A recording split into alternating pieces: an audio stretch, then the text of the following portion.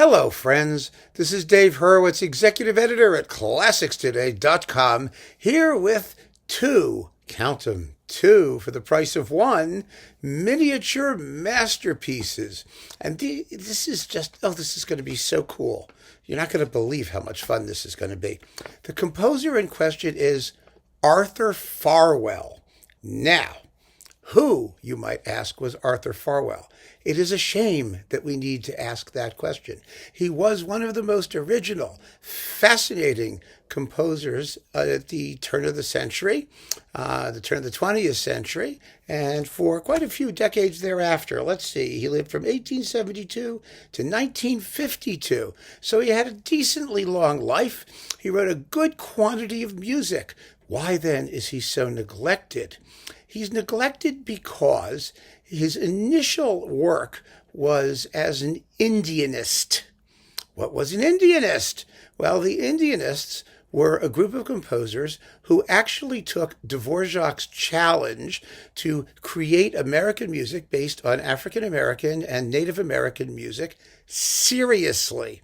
And they went and they did it. I mean, they really did it. They did it. Some did it very well. Some did it very badly. You know, some wrote kitschy, yucky stuff, and some were geniuses.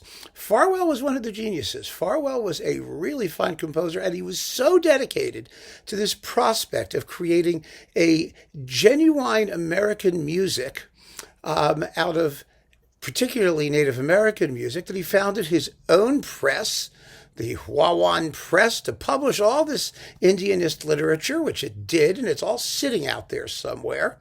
And nobody plays it. Why does no one play it? Well, you know, if you want to get into the intellectual nitty-gritty, then I recommend that you take a look at Joseph Horowitz's book, Dvořák's Prophecy, because he is the main proponent of Farwell and the moving force behind this recording of Farwell's music on Naxos. So it's a very interesting book. It's also a series of videos that Naxos has published, and I just read it on Kindle. It's very, very interesting, I have to say. And I don't need to go into the theory that Horowitz proposes in the book. Merely, let's just put it this way. Farwell was a white guy. And that was a problem today, because in these days of cultural appropriation and everything white being evil and necessarily colonialist and imperialist and all of that stuff, nobody gives him credit for doing what he did, which is write absolutely wonderful music based on his own study and exploration of Native American musical materials. And there is absolutely nothing wrong with that, because there is no such thing as cultural appropriation. What matters is why you do it, not the fact that you do it. Everybody appropriates everything from everyone. End of that discussion, and I do not want to see any comments about this in the comments section. That's the position, and I'm not prepared to debate it because it doesn't make any sense. We're here to listen to music. But beyond that, the reason Farwell and many other composers of his ilk have been roundly neglected was because of the Eurocentrism of the American musical establishment, the classical music establishment in those days.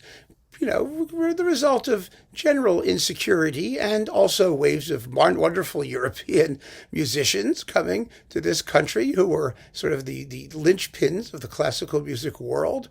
And I mean, all that stuff. And then there was just plain bigotry, and you can't ever exaggerate that. I mean, that's the reason why excellent composers like William Grant Still and Florence Price and Dawson and all these guys were ignored until quite recently, where guilt is prompting people to take them up again. And, you know, it's just plain, honest to goodness, old-fashioned, despicable bigotry, period. And so Farwell was neglected. Farwell. Well, let me get that straight. Farwell was neglected, completely neglected. So this absolutely splendid disc contains a selection of his work. It contains the string quartet in A major, the Hako from 1922, which contains no Native American music, but it is an inspirational work that evokes the melos and you know, the sort of atmosphere of that kind of music that Farwell studied. I've got to get that right. I've got to keep the R in there, otherwise something awful is going to happen. that Farwell studied. And then we have the 3 Indian songs, and then a bit of 4 Indian songs, and a little piano thing from Mesa and Plain, and the Navajo War Dance number 2, which is quite a hoot, and Dawn, the fantasy on 2 Indian themes, and impressions of the Wawan ceremony of the Omaha, which is a piano suite. I mean, these are fascinating works and absolutely splendid. And we owe Joseph Horowitz a debt of gratitude for having dug them up for us. But what we're going to listen to here is a piece called Pawnee Horses. It's a tiny little piano miniature, a fascinating crystallization of some of the musical materials that Farwell was exploring in his work, cataloging the musical syntax of the Native Americans. And it's just delightful. It's a little bit longer than a minute. But here's the cool thing. It exists in 2 versions. There is the piano original, and then there was a version he made much later. The piano original dates from 1904, but in the 1930s, he arranged it for 8-part a cappella choir, doubling its length, just under 2 minutes. So it fits within our miniature masterpiece paradigm of being a masterpiece of no longer than 2 minutes. And we're going to hear them both because they are absolutely wonderful. And the performers are, Emanuele Argiuli, piano, and the University of Texas Chamber Singers under James Morrow in the choral version. So let us begin with the original, the piano original of Pawnee Horses by Arthur Farwell.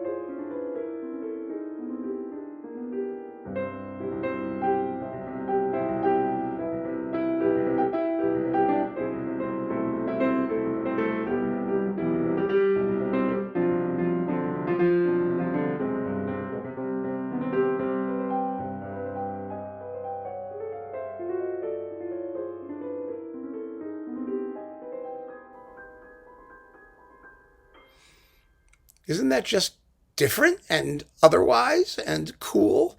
I mean, it's really a beautiful little miniature, a miniature masterpiece. But even wilder is the version for wordless or chant-like or whatever they're doing syllabically, 8-part a cappella choir. This is really an extravaganza. I mean, what an encore piece this would make. Holy cow. And people should do it much more frequently. But it's a discovery, a real discovery. So here is Pawnee Horses once again in the version for choir.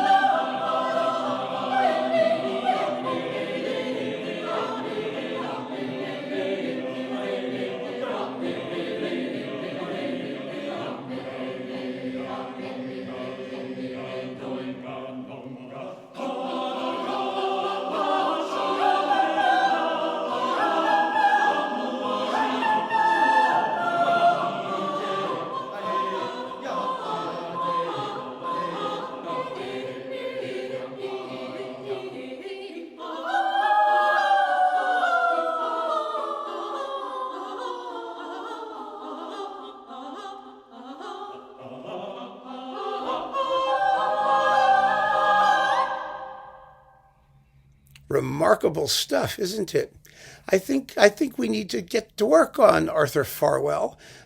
Joseph Horowitz has explained the difficulty in reviving that kind of music in today's politically correct atmosphere, and it's just such a pity, because, as I've always said, good music is good music, and Farwell was a brilliant guy and a humanist and a genuine idealist. It's not like we're dealing with like a Wagner guy, a nasty, miserable, miserly bigot who's like stealing things to do evil stuff with them.